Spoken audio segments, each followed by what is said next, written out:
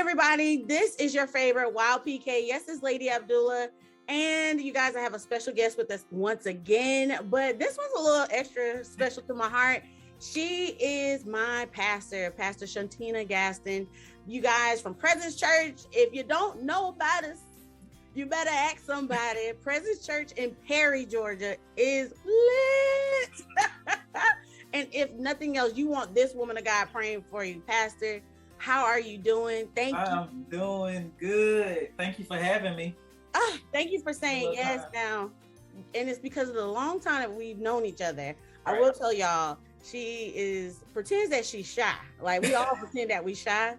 And the fact that she's doing this, no, I'm gonna call you out because the fact that she's doing this, I am so honored and blessed right now. Because I think 2 years ago I asked, she's like, nah, I'm not doing that. So the fact that we're doing this now, it's such a blessing. I want to just jump right in. If you guys don't know Pastor Tina's story, we met as youth leaders at the church that we were attending at that time. And now she's literally the head pastor of a 4 years? Yeah, we're going into year 5. Yeah, we're going into year 5. That's right. I'm not gonna tell your story. I try to let everybody else tell their story because nobody can tell it like you. So tell us that transition from being, actually being committed to being a youth leader to where you are now. Well, man, that's going back a little bit. I know. You pull a little bit out. Yeah, it's going back. So yeah, I joined the youth ministry at a time. I had been at this church for a while, just kind of there worshiping, and got challenged to do a little more, step out, commit, get plugged in. And I just always had this passion for teenagers, not kids, not the little ones. It takes special people for each age group. That is right. Teenagers, it's just always been a burden for me, just a passion. And so did that for years. Met you there, met some amazing people, still have some relationships with a lot of those teenagers that are adults now. Right. They're getting married, having babies. It's crazy. All of that, right? So I still see them, and it's like, man, and just to see that, that part is amazing. So I did that for years, got mentored, walked through that. Actually met my husband in that. I was in youth ministry. He was doing outreach, and that's what we met, doing outreach together. I didn't know that. Yeah, so we were doing, Adopt a Block. And the youth ministry would go out at the same time. We'd ride the bus over. He was there at the park, and that's where we met. And so a little bit later, he actually joined the youth ministry. Yeah. And was leading the band. And so we dated, and we were mentored through that process. While I was youth leader by pastors that were over the youth ministry. So they walked us through all of that. They walked us through the dating process. We didn't do that part alone. So they helped us, through a lot. We would sit on their couch, which is something that we do now. We bring people in. Y'all come sit on the couch and talk to us. And so that's what got us through that process. Oh my goodness. Just having that leadership, that mentorship through that. So when you say sat on the couch, because there's a lot of people who when dating, we keep it to ourselves. I was like that. I was like, I didn't want nobody knowing my business because I had too many folks in my business trying to tell me what to do, when to do it. Right. But the way that you're saying it was more of covering, even in your relationship in the beginning, bringing that, saying, hey, hold us accountable. What can we do to strengthen each other? How was that process?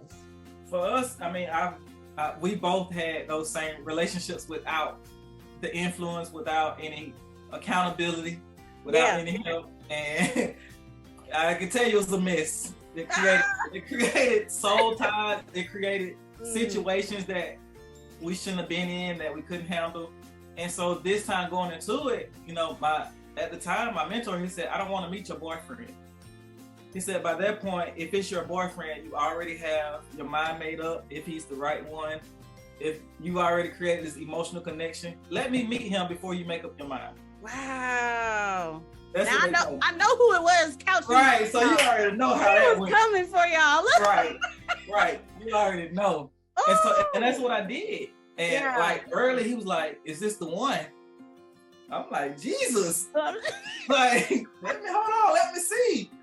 But I was able to say, yeah, it is. And he was like, all right, so they walked us through it. They married us, you know, but sitting on the couch was moments of, all right, let's protect it. Let's do this the best way. Let's not sleep together. Okay, well, how do we do that? Because a lot of, they'll tell you, don't have sex before marriage. But how do you do that? We like each other. We hanging out. We want to. How you doing? We in here, like. Yes.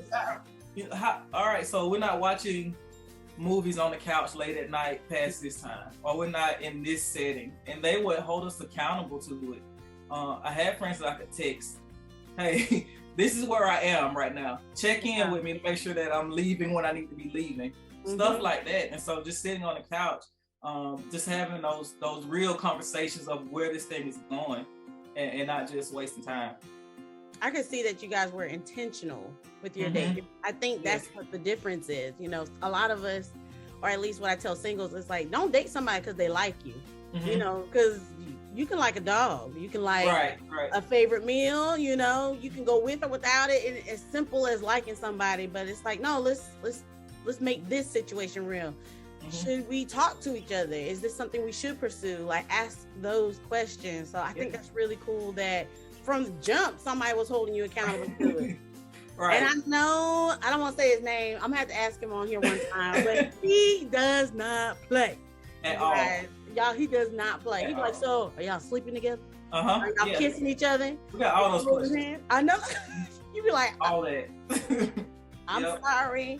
I can really appreciate it now. It was hard to have somebody like that, but I can appreciate it. Just because of the purity that it allowed us to walk through. From having, I mean, that wasn't the case going into it. We both had relationships outside of that where it wasn't, it wasn't that. It wasn't holy. It wasn't holy about it. So just being able to have that, it's tough and we don't always like it, but it worked. It helped us a lot. So I do appreciate that still to this day. So you guys started on a good foundation, but I know any relationship, any marriage is not always easy to maneuver through. And the fact that you guys were in ministry. So how hard was it to, let's say after you got married, transition, whether it's roles or, hey, we're going in this direction for ministry as well? It was very difficult. I would say for me, as a woman, as a wife, because coming in, I was the high school pastor. We got married, and for like that first year, we kind of did it together like that. And then there was a shift where he became the youth pastor, and I kind of stepped back behind him. Well, he wanted to do it together, and it was friction. It wasn't that easy of a process. It was lonely at some points because it went from youth leader to youth pastor. So the relationships became different of having to hold people accountable for different things of that nature. Now having to figure out, all right, how to leave church here and come home and do this. And now we got a 1-year-old, and now we got it wasn't easy. It wasn't. It was a lot of days. It was a lot of moments of feeling like, all right, where do I fit in? How do I do this now? Where do I go for the advice or for the counsel? And so a lot of it, honestly, I just tried to figure out on my own for years, because our mentors at that time, they did move away. They did to start a church, and so honestly, like for a couple years, it was just trying to figure it out. Oh my goodness, I can't, and that's the part that I can't wrap my mind around. Like the steps that y'all took so early on into your relationship. Like people don't really understand those first 5 years of a marriage. It can either make or break you. Like it can either tear you straight apart. It can bring y'all closer together. And something that you said, that you were trying to find your way through it and had no one to say, here you go. How about you try this? Let's go in this direction. Or you know what? Be a little easier on him. I know that he's going in this direction. And I know we're headstrong as well. Like, if you just listen to me, I'll keep you on straight. So I think that's amazing that you could even reflect on that. So how did you guys, I guess, work through it and get to a better place? So I say that first year was hard. The first year was, I'm leaving. Let me get my bag. I'm finna go. We're gonna figure something else out. This ain't working.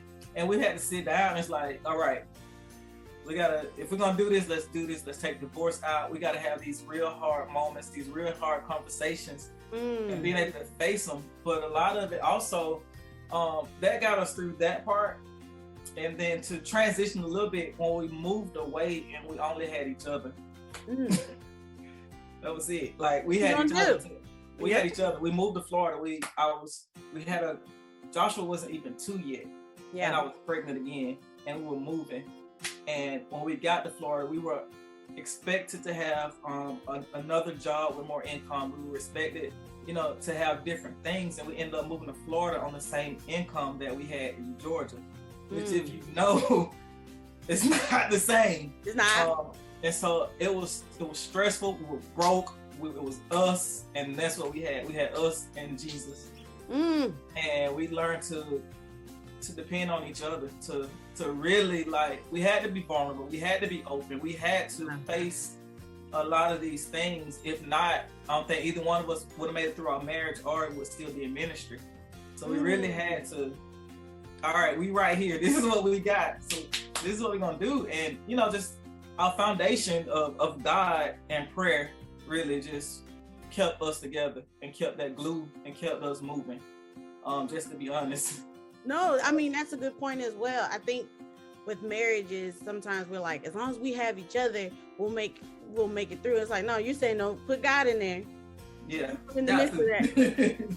Because I might go crazy. I might lose myself, and you'd be like, who is this woman? Who is this person I'm talking to? You're not the sweet, loving, kind Alicia. And I'm like, I ain't got it. Right. Not today. If I tell my husband, I'll be like, you want something I don't have to give today? I don't have it. He'd be like, what do I need? I was like, I don't know. That's real sometimes though. And we both have gone just through our personal healing process of going through therapy, of understanding that, of sometimes you gotta take care of yourself and be your best self, or you have nothing to give. So that's real. Like some days I just ain't got it, and I just got to like I just look. I done gave here. I ain't got it today. I ain't got nothing. Give me a minute. Let me bring it back in. All right, then I can give you something. Yes. What would you say was the best advice that you got in ministry, in early ministry? Early ministry was that we learn how to work well for God, but we don't always walk well with Him. And so a pastor always told us that don't make ministry, don't confuse that with your walk.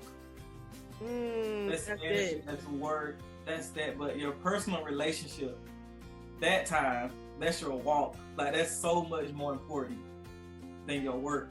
And that's stuck with both of us. And we remind ourselves of that often, because ministry there's ups and downs, there's good seasons, there's tough seasons, people come, people go.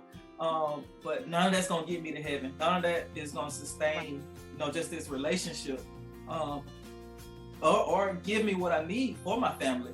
I can't be a good wife, a good mother. I can't be a good me, just from my work. And so that walk is just so important. So I want to pivot off of that. You just went to my next question.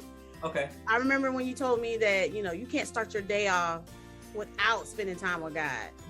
For me, that is if I'm honest, if I be transparent with myself, I'm gonna talk to God throughout the day, because I'm on my way to work, I do the car thing. The car is my closet for me.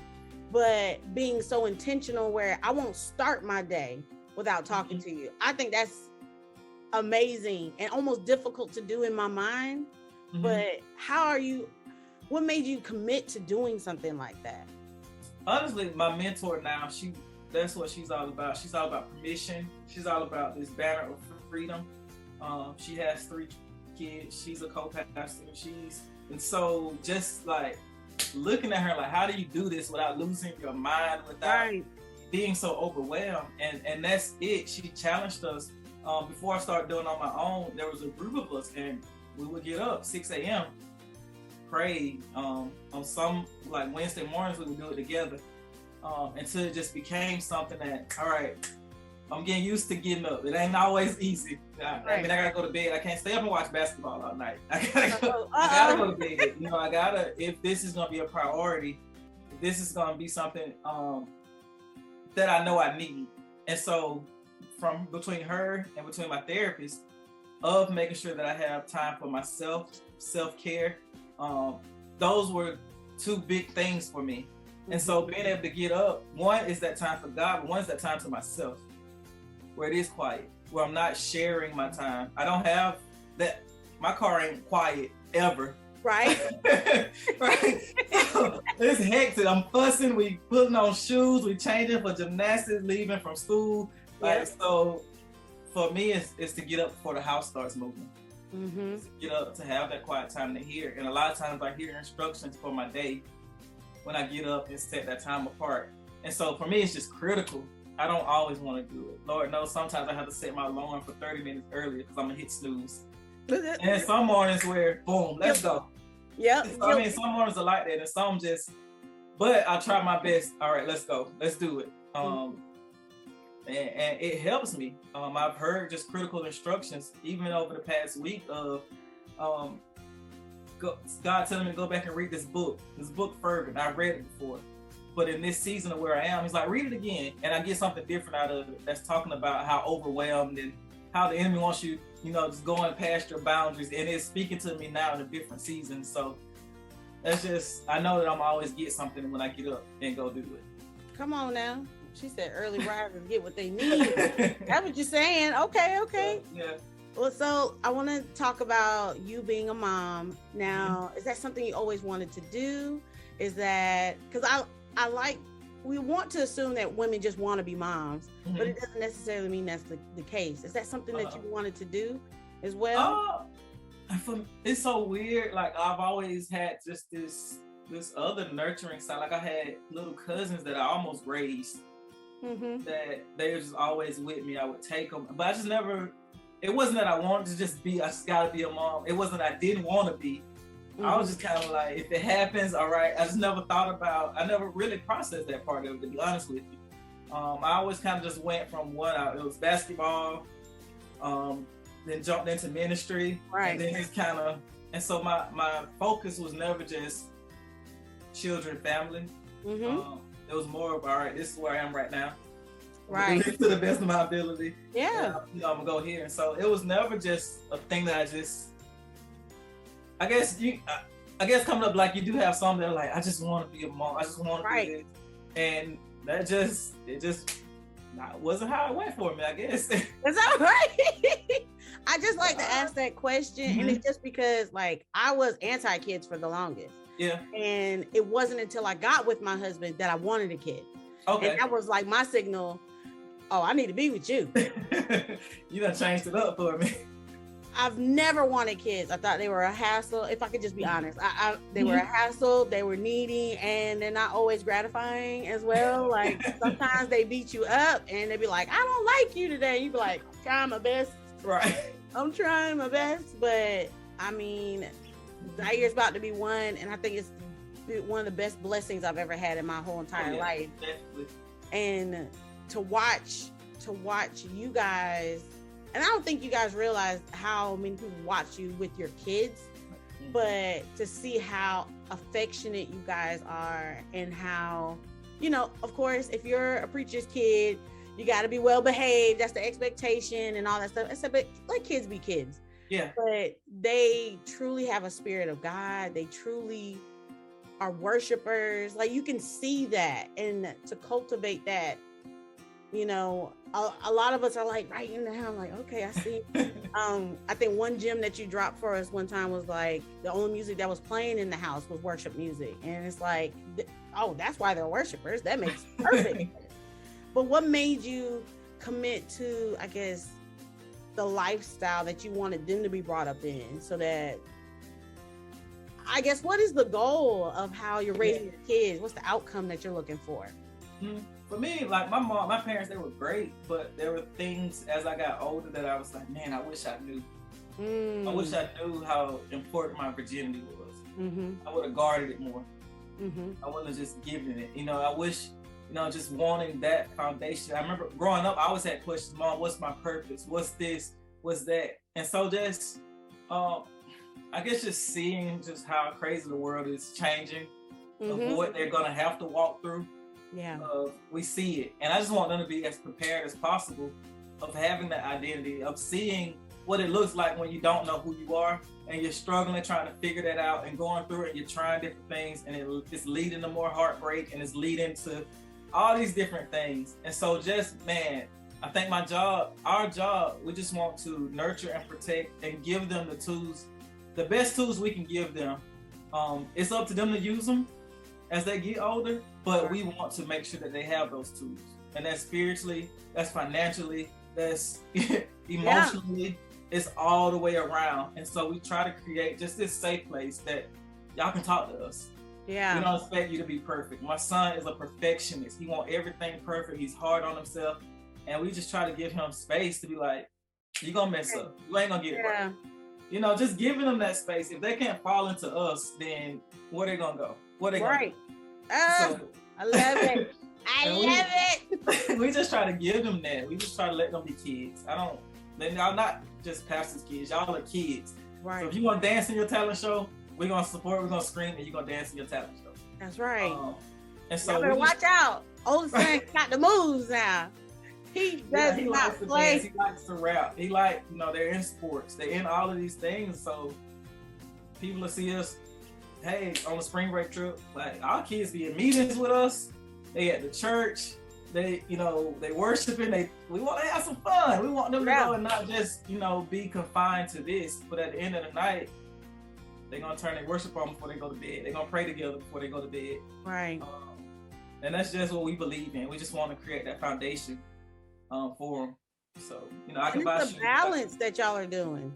Yeah. I think it's a balance. Because I was the preacher kid that was spent all day in the church. Yeah. And then when I wanted to go somewhere, they'd be like, no, you can't do that. And I'd be like, okay, all right. So when I got out at 18, I was like, I ain't going back. Yeah. I done served my time. Jesus, if you don't know me by now, you ain't ever gonna know me. That's how I felt. Yeah. That's real though. I mean, so it's not that we're trying to just, keep that from happening, but we want them to enjoy it. We want them to see that as a relationship.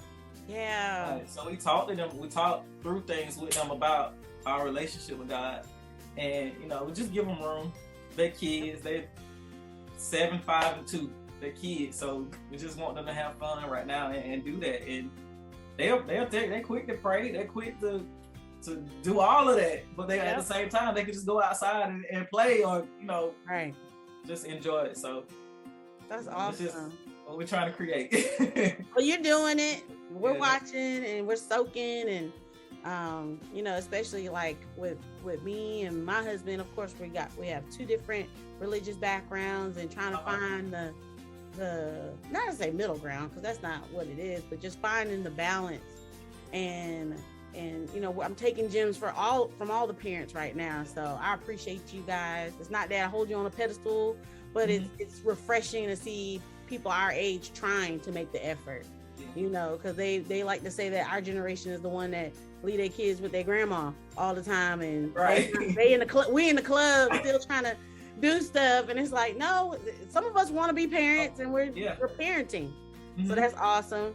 Now I do want to ask you as well, before we wrap up, what is something that you're working on, a goal that you want to do, at least if not by the end of this year, by the end of next year?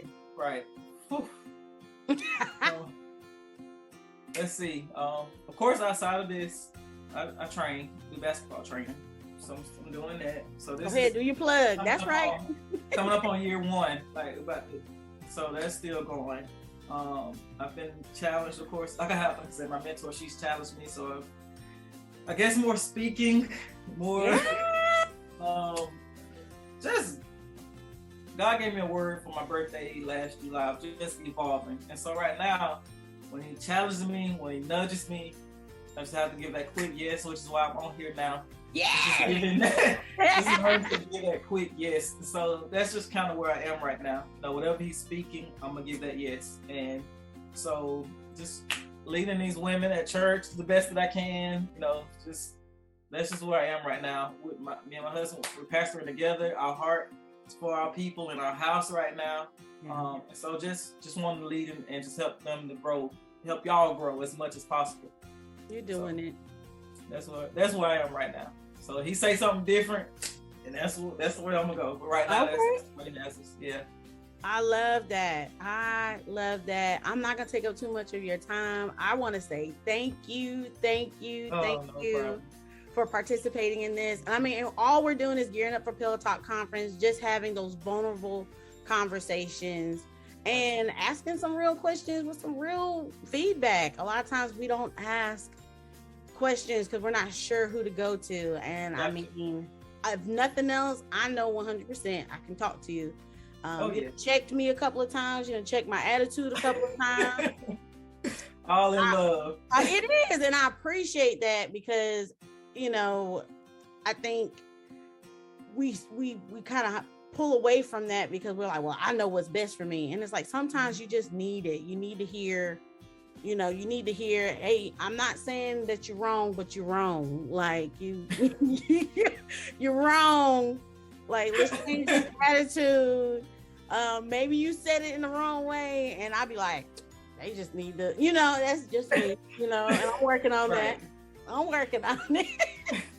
But when I do take that time and I pull back from it, and I'm like, okay, this is not like correction because Alicia's a bad person. It's correction because at the end of the day, you want me to do better, and most of the time, that's all it is. So if you're getting correction from your pastor, we won't talk about church hurt and all that kind of stuff. But the reality is that let them spank you a little bit. Let them spank you. That's their role. That's the responsibility. That's the mantle that they hold. And if you really submit in their leadership and guidance, you know the difference between bad counsel and good counsel. I trust Pastor Tina and Pastor Justin with me, my family, my heart, and everything. So if nothing else, if you got a good pastor, honor them by listening to their word, and and don't take it all personal.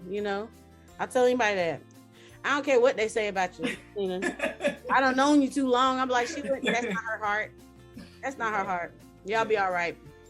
Well, I'm glad to see you doing this and stepping out.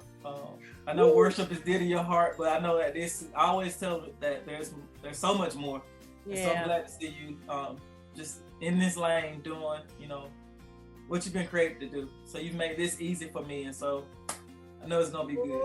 I thought you was gonna give me some questions about the sex, but we're gonna leave that to the other ones, I guess. So I answered them. I want to do another one with you because I feel like that needs more time. I really do. Okay. So I got you. We gotta save some for the conference too. We do. So it's gonna be good. It's about to be. Somebody asked me if it was gonna be raunchy. I said not raunchy. Okay, it's not gonna be raunchy. I promise you, it's not gonna be raunchy. Well, you guys, thank you for tuning in with us. This has been fantastic, Pastor Tina. I appreciate you once again. You guys, come visit us at Presence Church in Perry, Georgia.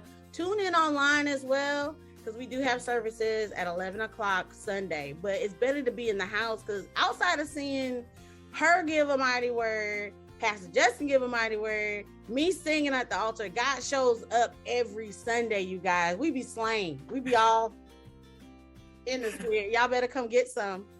Come get some. If you're dry, this is the well you want to drink from, okay? Thank you. Oh, no problem. Love you. Love you. Hey, everybody. Go ahead and pick up your tickets on Eventbrite. Right now, we have a special promo code for 20% off with Power Couple. Get your tickets now.